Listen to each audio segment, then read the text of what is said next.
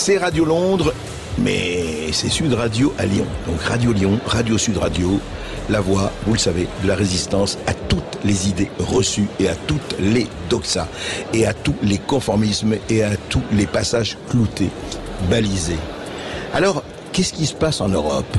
Alors vous avez vu que apparemment toute l'Europe, il se dit est-ce qu'on va faire la guerre, est-ce qu'on va entrer en guerre ou pas entrer en guerre. Alors les bruits de bottes s'accumulent. On a vu aussi passer l'attentat à Moscou et autres. Et au fond, de temps en temps, on attend comme ça, on entend de la part de certains responsables la vérité qui sort de la bouche non des enfants, mais des institutions. Comment ? Écoutez. Sud Radio Berkov dans tous ses états. Les perles du jour.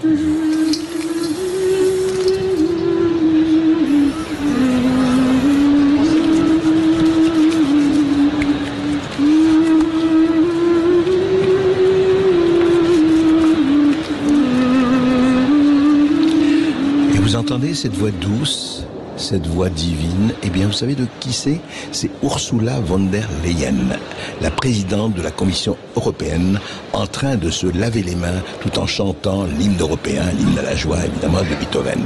Alors, ce n'est pas Ponce Pilate, c'est Ursula von der Leyen.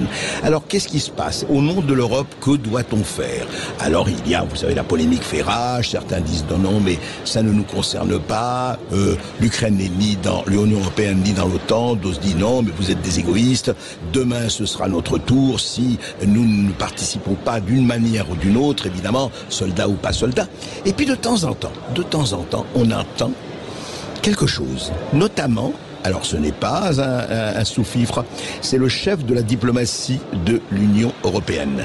C'est monsieur Borrell, monsieur Josep Borrell, qui a dit à CNN, la chaîne d'information américaine CNN, voici ce qu'il a dit hier. Écoutez.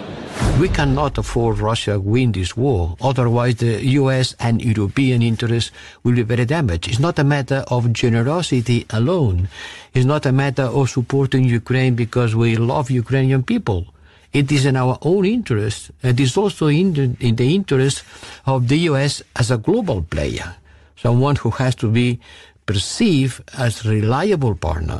La security provider to the allies. Va nous permettre que la Russie gagne cette guerre, sinon les intérêts américains et européens seraient mis à mal. Bon, c'est tout à fait sa thèse et la thèse partagée par beaucoup de gens. Mais ce qui est intéressant, c'est ce qu'il ajoute.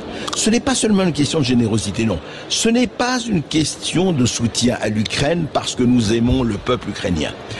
Ah bon? Alors c'est quoi? Eh ben, c'est dans notre propre intérêt.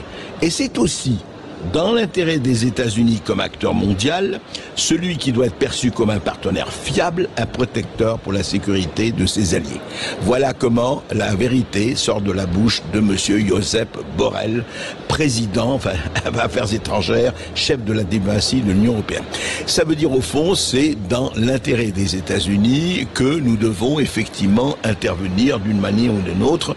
Et pas question que la Russie gagne cette guerre. Mais on est d'accord. Mais alors, attendez, la Russie ne peut pas gagner, l'Ukraine ne peut pas gagner, alors on fait quoi? Qui gagne quoi? Est-ce que vous avez remarqué que personne ne parle de négociation? Personne ne parle de se mettre peut-être autour de la table et d'empêcher que déjà 500 000 morts et voire 1 million de morts ou de blessés demain? Non. Ah non, c'est pas le moment de négocier. Non, pour le moment, il faut être sûr que la Russie ne gagne pas la guerre et que l'Ukraine, en tout cas, revienne dans ses frontières. Très bien, mais peut-être qu'on peut avoir ça par la négociation. Ah non, c'est pas le moment de négocier pour le moment. Il faut se rebattre jusqu'au dernier Ukrainien ou jusqu'au dernier Européen, ou je ne sais pas.